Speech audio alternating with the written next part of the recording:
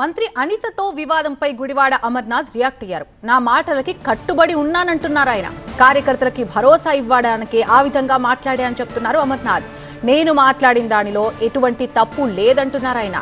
నా మాటలు కరెక్టా కాదా అనేది ప్రజలే డిసైడ్ చేస్తారంటున్నారు. ఏ కేసు పెట్టుకున్నా దానికి సిద్ధంగా ఉన్నాను, తగ్గేదే లేదంటున్నారు అమర్నాథ్. మా మీద దాడి చేసినటువంటి ఒక వ్యక్తి తాలూకా మాటలను మాత్రమే ఖండించాను. ఇది యావత్ మహిళా లోకంపై రుద్దొద్దు అనేటువంటి విషయాన్ని ఈ సందర్భంగా కోరుతా ఉన్నా. ఇప్పటికీ నేను మాట్లాడినటువంటి మాటలకు కట్టుబడి ఉన్నా, రేపు పొద్దున్న మళ్ళీ మాట్లాడినా తిరిగి ఈ రకంగానే సమాధానం ఇస్తా అనేటువంటి విషయాన్ని ఈ సందర్భంగా తెలియజేస్తా ఉన్నా. ఎక్కడ ప్రశ్నిస్తే కేసులు పెడతారు, మమ్మల్ని ఇబ్బంది పెడతారని చెప్పి భయంతో ఉన్నటువంటి మా పార్టీ నాయకులకి కార్యకర్తలకి భరోసా ఇవ్వడానికి మాట్లాడినటువంటి విషయాన్ని ఈ సందర్భంగా తెలియజేస్తా ఉన్నా. నేను మాట్లాడినటువంటి మాటలో ఏ తప్పు లేదు. వారు మాట్లాడినటువంటి మాటలు చూస్తే నేను మాట్లాడింది కరెక్టా కాదా అనేటువంటిది ప్రజలందరికీ తెలుస్తుంది. అది ఇప్పటికే రాష్ట్ర ప్రజలందరూ కూడా చూశారు. ఆంధ్రప్రదేశ్లోనే కాదు, దేశంలో అంతర్జాతీయ స్థాయిలో నీకు నచ్చిందే రిచ్కో కంప్లైంట్. I'm ready.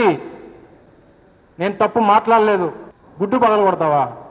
ఈసారి మళ్ళీ అదే రిపీట్ అయితే ఇది కూడా మళ్ళీ రిపీట్ అవుద్ది అనేటువంటి విషయాన్ని తెలియజేస్తా ఉన్నా. తగ్గేదే లేదు అనేటువంటి విషయాన్ని తెలియజేస్తా ఉన్నా.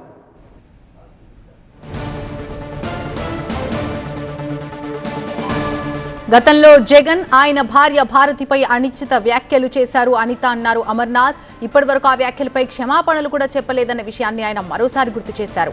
ఆ పార్టీ నాయకత్వం వీరి మాటలకి వత్తాసు పలుకుతుందన్నారు అమర్నాథ్. భారతిరెడ్డి గారిని భారతమ్మ అని పిలుస్తారు, విజయలక్ష్మి గారిని విజయమ్మ అని పిలుస్తారు. అంటే భారతమ్మ విజయమ్మ అని పిలుస్తున్నటువంటి వీరికి వాళ్ళ నాన్న ఏమవుతాడు అని అడుగుతాను. చెప్పండి, సమాధానం చెప్పండి. ఈ మాటలకి ఏ రోజున క్షమాపణ చెప్పింది ఆవిడ? ఒక రాజకీయ నేపథ్యం ఉన్నటువంటి కుటుంబం, ఒక ముఖ్యమంత్రి భార్య గురించి, ఒక మాజీ ముఖ్యమంత్రి భార్య గురించి, దివంగత మహానేత రాజశేఖర రెడ్డి గారి భార్య గురించి, వైఎస్ జగన్మోహన్ రెడ్డి గారి భార్య గురించి మాట్లాడినటువంటి మాటలు ఈ రకంగా ఇంత నీచంగా మాట్లాడితే ఏ ఒక్కరు తెలుగుదేశం పార్టీలో ఈరోజు మాట్లాడుతున్నటువంటి సోకాల్ నాయకులు, సోకాల్ మంత్రులు, మరి వారికి అప్పుడు మహిళా లోకం గుర్తు రాలేదా? మాట్లాడితే అక్క చెల్లెమ్మ అంటుంటాడు. ఈ మధ్యన కొత్తగా నేర్చాడు మా నత్తిపోకోడి. పెద్ద మాటలు మాట్లాడుతున్నాడు. నంగనాచి నత్తిపోకోడి ఏమన్నాడో తెలుసా? నీ బిడ్డని అన్నాడు. నంగనాచి నత్తిపోకోడి ఎవరన్నా మాటలు ఇవి? ఒక ముఖ్యమంత్రిగా ఉన్నటువంటి జగన్మోహన్ రెడ్డి గారిని ప్రతిపక్షంగా ఉన్నటువంటి వారు మాట్లాడినటువంటి మాటలు అవి.